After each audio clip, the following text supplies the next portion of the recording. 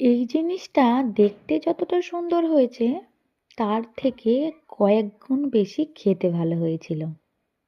দেখে যদি ভালো লাগে এই জিনিসটা, তবে চট করে বাড়িতে কয়েকটা অল্প উপকরণ দিয়েই বানিয়ে নাও দেখি।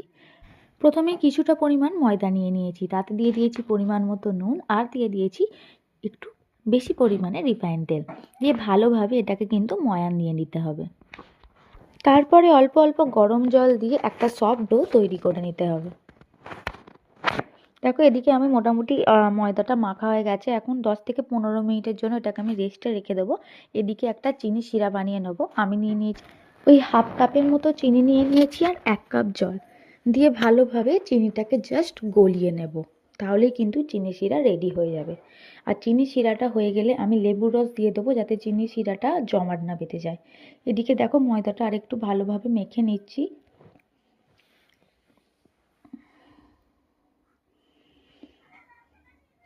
তো ভালোভাবে মেখে নিয়ে কয়েকটা ডো তো কেটে নেবো, তার থেকে একটু বড় বড়। তারপর দেখো আমি যেইভাবে তোমাদের দেখাচ্ছি এটাকে তৈরি করতে হবে, ঠিক সেইভাবে করো। একটু ভালোভাবে কিন্তু এটা দেখো। তোমাদের কাছে যদি এই ধরনের পিৎজা কাটার না থাকে তাহলে কিন্তু অবশ্যই তোমরা ছুরির মাধ্যমেও এটা বানিয়ে নিতে পারো খুব সহজেই। খুব সহজই প্রসেস, একটু ভালোভাবে দেখলে কিন্তু খুব ইজিলি বানানো যাবে।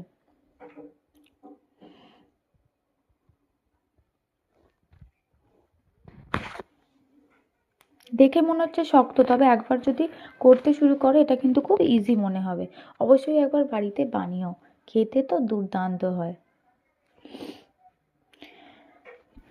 তারপরে কিন্তু এদিকে কড়াই বেশ খানিকটা তেল দিয়ে দিয়েছি। দেখতেই পাচ্ছ একদম ডুবো তেলে এটাকে একদম লাল লাল করে, বা বলতে পারো গোল্ডেন ব্রাউন করে ভালো করে ভেজে নিতে হবে এপিঠ ওপিঠ ধরে। একটু সময় ধরে কিন্তু মিডিয়াম ফ্লেমে এটাকে ভাজতে হবে। দেখতেই পাচ্ছ কি সুন্দর লাল লাল হয়ে যাচ্ছে। যতটা মানে মিডিয়াম ফ্লেমে ভাজবে ততটাই কিন্তু এটা কড়মড়ে থাকবে। তারপরে যে চিনির রসটা করে রেখেছিলাম তাতে মানে একদম কড়া থেকে তুলেই আমি ওটাতে দিয়ে দিয়েছি চিনির রসে। দিয়ে উল্টিয়ে পিল্টিয়ে 2 মিনিট মতো কিন্তু আমি চিনি শিরাটায় রাখবো, বেশিক্ষণ না। জাস্ট 1 থেকে 2 মিনিট এইভাবে উল্টে পাল্টে দিলেই কিন্তু রেডি হয়ে যাবে রসালো মুচমুচে পিঠা। তোমরা কি বলো, এর নাম কি দেওয়া যায়? উফ, বিশ্বাস করো এই ভিডিওটা অনেক আগের।